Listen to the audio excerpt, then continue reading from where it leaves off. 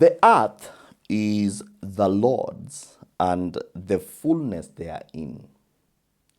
In our individual wealth journeys, what lessons can we extract from this ancient text? I believe that all of us, up to this point, must have a wealth journey. What is a wealth journey? A wealth journey is a carefully considered steps and measures that you have put in place that will ultimately get you to your wealth destination. Every sensible human being ought to have for themselves a wealth journey. What is wealth? Is wealth the same as riches? If you're ever given an opportunity to choose between wealth and riches, which one ought you to choose? Wealth is the most confusing of all conversations. Intellectual property has clarity on what wealth is. Intellectual property has clarity on the distinction between wealth from riches. This is how intellectual property defines wealth. Wealth is an individual's capacity or ability to produce economically more than that individual can consume for 4 generations. So whenever you're talking of wealth, the time frame ought to be 4 generations. You, your children, their children, then their children's children. That is 4th generation. So you need to have the capacity in you as an individual to produce beyond what your children's children can consume economically. And there's a huge difference between economics and finances. These again are those words that sometimes we use interchangeably, but they are not interchangeable. Wealth is different from finances. Let me help us. All finances are wealth, but not all wealth is finances. That is something that you really need to consider.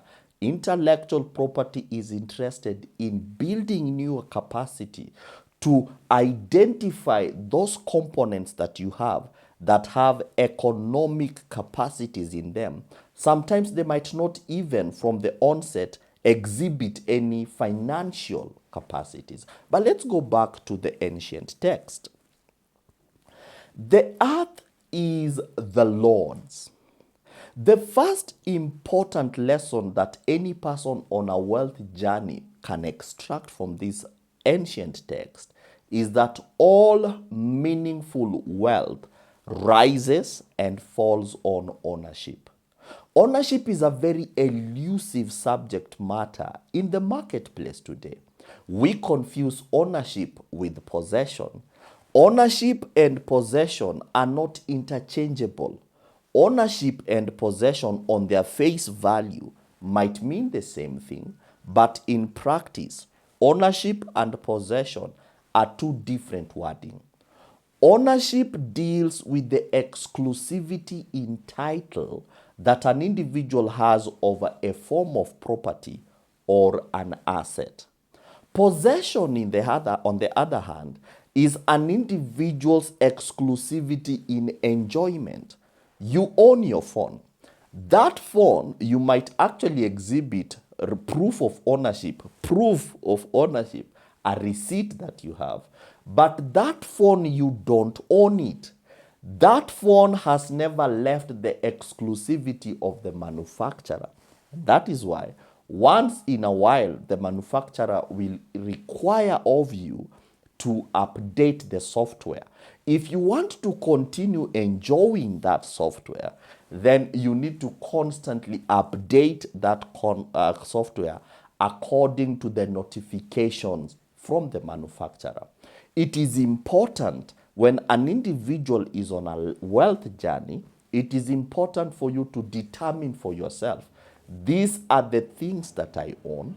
I own them to this extent, and that exclusivity cannot be challenged. It's one of those important things. Whenever we are talking about or we are considering our wealth journeys for ourselves and our families and our posterity to come, it's very important to have that in mind. What do I own? And let's not confuse ownership with possession. The other important lesson to extract from this ancient text is this. In order for that ownership to qualify as wealth tool, then that ownership must have within it a capacity to enable you economically to produce. Every one of us need to have the capacity to produce economically. You need to have the awareness to convert your talent into an economic productive tool. You need to have the capacity to convert your skill set into a tool for economic productivity.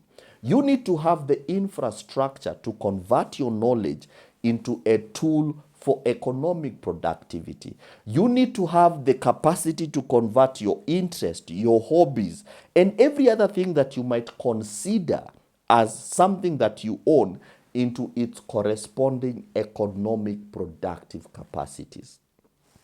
We had said earlier that in order for economy to be economy, that thing ought to help you produce economically. There are two important things that today we can glean from this ancient text. One, what do I own? I would actually challenge you to go through your life, conduct an ownership audit, and look at, do I own my knowledge? Do I own my expertise? Do I own my skill set? Do I own my name? Do I own my production? Do I own whatever you can go about?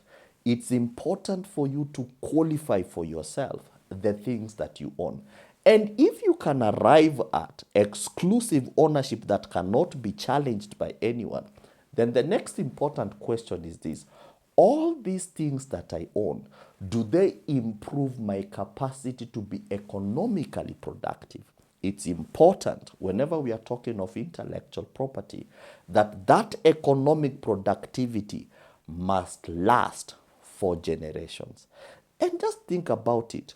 If you have the capacity to put in place an infrastructure that can go for generations, imagine if your child can become of age also to put in place an infrastructure that goes for generations.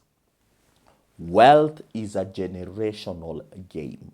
It's a multi-generational game. My name is Ogwang, and I will see you in the next one. God bless. Bye-bye.